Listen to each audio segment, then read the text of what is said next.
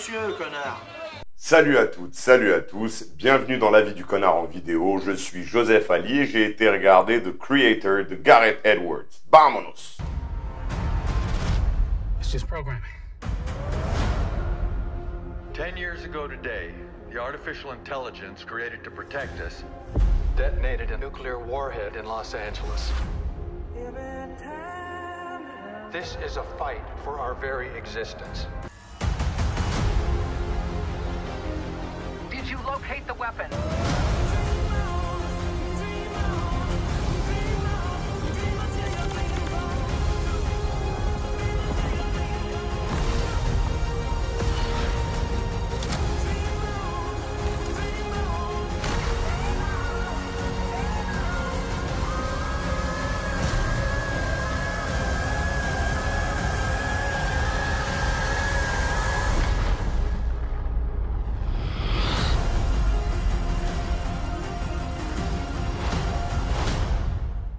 Dans le futur, une guerre entre les intelligences artificielles dirigées par un humain et les États-Unis ont donné lieu à une frappe nucléaire sur Los Angeles. C'est dans ce contexte que Joshua, infiltré parmi les troupes ennemies de l'intelligence artificielle et estropié par la frappe nucléaire sur Los Angeles, tente de retrouver Nirmata, l'architecte humain de l'intelligence artificielle, afin de le tuer pour donner un avantage décisif à son camp et nuire au camp adverse. Alors la photographie, elle est très belle, très soignée.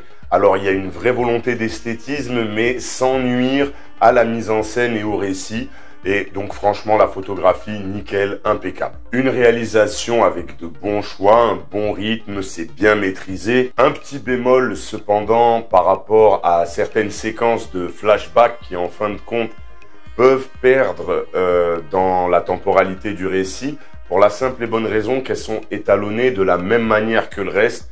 Donc des fois, il y a des petits moments où on a un peu de mal à s'y retrouver et ça, c'est dommage. La mise en scène, elle est efficace. Elle sert très bien le récit sans trop se compliquer, mais avec juste ce qu'il faut de sophistication. J'étais capté, j'étais immergé. Donc, mission réussie, mise en scène impeccable. Pour le scénario, alors, l'intrigue de base, elle est géniale. Les thèmes abordés convergent tous de façon très cohérente. Certaines lignes sont très bonnes, même quand elles manquent un peu de subtilité. Moi, j'ai trouvé que le propos du film était très bon et très bien retranscrit. On a bien sûr un volet philosophique, mais qui n'est pas au détriment du reste de l'intrigue. C'est structuré de façon originale, mais par moments, les ellipses ou les situations inexpliquées tendent à nuire au récit. On sent qu'il y a eu quand même quelques coups, à mon avis, et parfois ça m'a fait sortir littéralement du film. Donc dans le même registre, parfois on se retrouve d'un lieu à un autre sans qu'on nous explique comment on est arrivé là. On est obligé de s'imaginer soi-même, ok, donc il a fait ça, il a pris le bateau, il est arrivé jusqu'à là. Ou encore, on va se retrouver à un moment donné avec un type qui avait pas de bras et qui, d'une scène à une autre, s'est refixé sa prothèse, etc., alors qu'on l'a même pas vu. Enfin, il y a 2-3 trucs comme ça qui m'ont un petit peu gêné. Sinon, après l'histoire, l'intrigue au global, franchement, c'est très bon. Au casting, John David Washington, il joue parfaitement. Il apporte juste ce qu'il faut et il tient très bien le premier rôle. Madeleine Yuna Voiles, qui joue la gosse, en fin de compte, elle livre 90% d'une prestation qui rappelle un petit peu Golden Child à l'ancienne, très stoïque.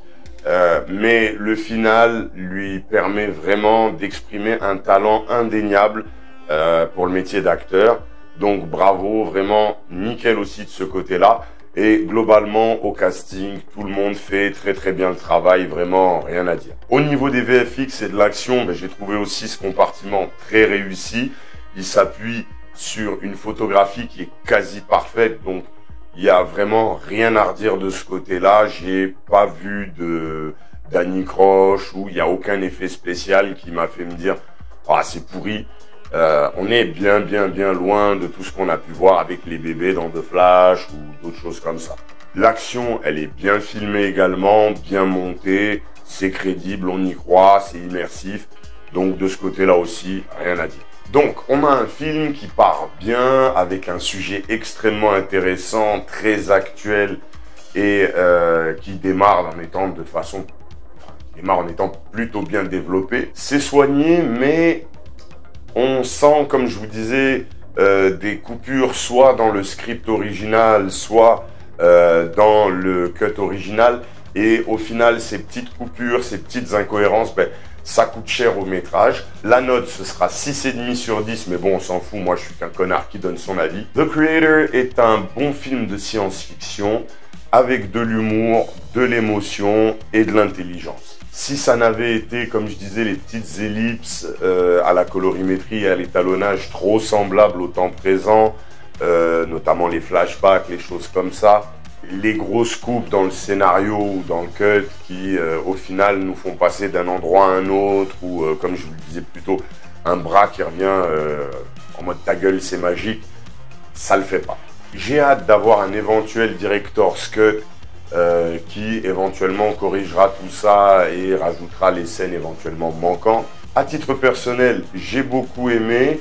Je le recommande, même si je sais que certains vont sans doute tiquer par rapport à toutes les petites erreurs que j'ai mentionnées plus haut. Ça reste du bon cinéma qui pose des questions actuelles en donnant certes une réponse très orientée avec un point de vue très clair, mais ça reste du bon cinéma. Donc oui, je le recommande vivement. Allez-y, faites-vous plaisir. Voilà, ce sera tout pour cet avis en vidéo. N'hésitez pas à me donner le vôtre en commentaire. De toute façon, dites ce que vous voulez en commentaire, ça sera toujours très bienvenu. Abonnez-vous pour ne pas manquer les futurs contenus. Mettez des pouces, ça vous permet de m'encourager totalement gratuitement. Vous avez la possibilité de me soutenir de manière plus altruiste sur Tipeee ou Paypal. Les liens sont dans la description. Je vous dis à très vite. D'ici là, take care. Cheers.